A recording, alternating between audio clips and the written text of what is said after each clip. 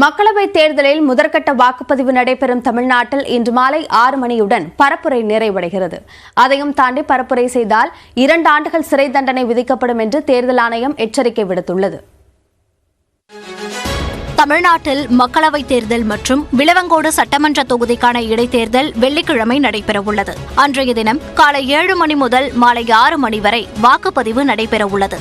இதற்கான தேர்தல் பரப்புரை புதன்கிழமை மாலை 6 மணியுடன் நிறைவடைகிறது. பிரச்சார நிறைவை தொடர்ந்து வாக்குப்பதிவு முடியும் வரை அமலில் வரும் கட்டுப்பாடுகள் தொடர்பான வழிகாட்டு நெறிமுறைகளை தமிழ்நாடு தலைமை தேர்தல் அதிகாரி சத்யபிரதா சாஹூ வெளியிட்டுள்ளார். புதன்கிழமை மாலை 6 மணிக்கு மேல் தொகுதிக்கு தொடர்பில்லாத அரசியல் கட்சி நிர்வாகிகள், கட்சி பணியாளர்கள், வாக்காளர்கள் அல்லாதோர் தொகுதியை விட்டு வெளியேற வேண்டும் என்று அறிவுறுத்தப்பட்டுள்ளது. திருமண மண்டபம், சமுதாய கூடம், தங்கும் விடுதிகள், விருந்தினர் இல்லம் ஆகிய இடங்களில் வெளியாட்கள் யாரேனும் தங்கியிருக்கிறார்களா என கண்டறியப்படும் என்றும் தெரிவிக்கப்பட்டுள்ளது. புதன்கிழமை மாலை 6 மணிக்கு மேல் பொதுக்கூட்டத்தையோ ஊர்வலத்தையும் யாரும் ஒருங்கிணைக்கவோ நடத்தவோ பங்கேற்கவோ கூடாது என எச்சரிக்கை விடுக்கப்பட்டுள்ளது. தொலைக்காட்சி, ரேடியோ, சமூக வலைதளங்கள், குறுஞ்செய்தி வாயிலாகவும் பரப்புரை செய்யக்கூடாது எனவும் தெரிவிக்கப்பட்டுள்ளது. பொதுமக்களை ஈர்க்கும் வகையில் எந்தவொரு இசை நிகழ்ச்சி, பொழுதுபோக்கு நிகழ்ச்சியும் கூடாது என்றும் தேர்தல் பரப்புரைக்கான நேரம் முடிந்தபின் பரப்புரை மேற்கொண்டால் 2 ஆண்டுகள் சிறை அல்லது அபராதம் அல்லது இரண்டும் சேர்த்து விதிக்கப்படும் என்றும் எச்சரிக்கை விடுக்கப்பட்டுள்ளது. இது தவிர நட்சத்திர பேச்சாளர்கள் உள்ளிட்ட வாகன அனுமதிகள் புதன்கிழமை மாலை 6 மணிக்கு பின் செயல்திறனற்றதாகிவிடும் என்றும் கூறப்பட்டுள்ளது. வாக்குப்பதிவு நாளில் சில கட்டுப்பாடுகளுடன் ஒவ்வொரு வேட்பாளருக்கும் வாகன அனுமதி வழங்கப்படுகிறது. அதன்படி மக்களவை தொகுதி முழுவதும் சொந்த பயன்பாட்டிற்கான ஒரு வாகனத்திற்கு அனுமதி அளிக்கப்படுகிறது. தேர்தல் முகவரின் பயன்பாட்டிற்கும் ஒரு வாகனத்திற்கு அனுமதி என தெரிவிக்கப்பட்டுள்ளது. வாக்காளர்களை வாக்குச்சாவடிக்கு அழைத்து வர வேட்பாளர்கள் வாகனங்களை ஏற்பாடு செய்து கொடுக்கக்கூடாது என்றும் தேர்தல் ஆணையம் அறிவுறுத்தியுள்ளது. 2 நபர்களை மட்டுமே கொண்ட தற்காலிக பிரச்சார அலுவலகத்தை வாக்குச்சாவடியிலிருந்து 200 மீட்டர் தொலைவிற்கு வெளியே அமைத்துக் கொள்ளவும் அனுமதி அளிக்கப்பட்டுள்ளது. தேவையில்லாத கூட்டத்தை அவர்கள் அனுமதிக்க கூடாது எனவும் அறிவுறுத்தப்பட்டுள்ளது. நிதிக்காகவும் நீதிக்காகவும் மாநிலங்களை நீதிமன்ற படியேற வைத்தவர்தான் மோடி என்று முதலமைச்சர் மு க ஸ்டாலின் காட்டமாக விமர்சித்தார்.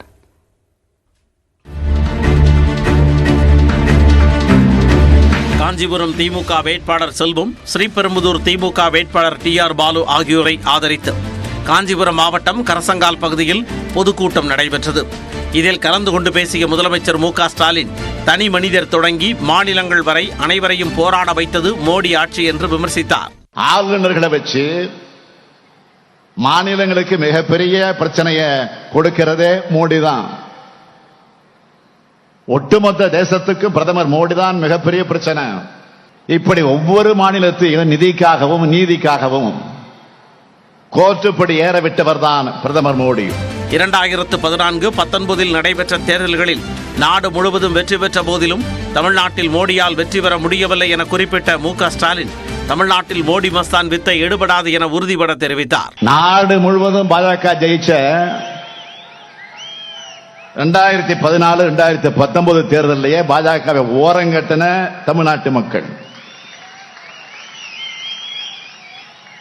நாடு முழுக்க நீங்க தோக்கிறது உறுதியாக இருக்கிற இந்த தேர்தலில் உங்களுக்கு எப்படி ஓட்டு போடுவாங்க? பெண் சக்தி என்று வீர வசனம் பேசும் மோடி, மணிப்பூர் பெண்கள், மல்யுத்த வீராங்கனைகள், காஷ்மீர் சிறுமி ஆசிஃபா, குஜராத் கலவரத்தால் பாதிக்கப்பட்ட பில்கிஸ் பானோவிற்கு அநீதி இழைத்ததாகவும் முதலமைச்சர் குற்றம் சாட்டினார். பிரதமர் மோடியின் சொல்லுக்கும் செயலுக்கும் தொடர்பே இருக்காது. நாரி சக்தின்னு பெண்களை மதிக்கிறதா வீரவசனம் எல்லாம் பேசுவாரு.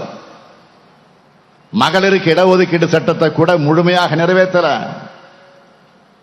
மணிப்பூர்ல பெண்களுக்கு இழைக்கப்படும் கொடுமைகளை மனசாட்சி இருக்க யாரும் மறந்திருக்க மாட்டாங்க. வெள்ள பாதிப்புக்கு நிதி தருவதாக ஒரு மாநில முதலமைச்சரான தம்மிடமே மோடி பொய் சொன்னதாகவும் முதலமைச்சர் மு க ஸ்டாலின் ஆவேசமடைந்தார். இதோ தரேன்னு சொன்னார். தமிழ்நாட்டு எம்பிக்கள் எல்லாம் TR பாலு அவர்கள் தலைமையில் உள்துறை அமைச்சர் போய் சந்திச்சாங்க. அவரும் இதோ தரேன்னு சொன்னார். ஆனா இன்று வரை நிதியே தரல.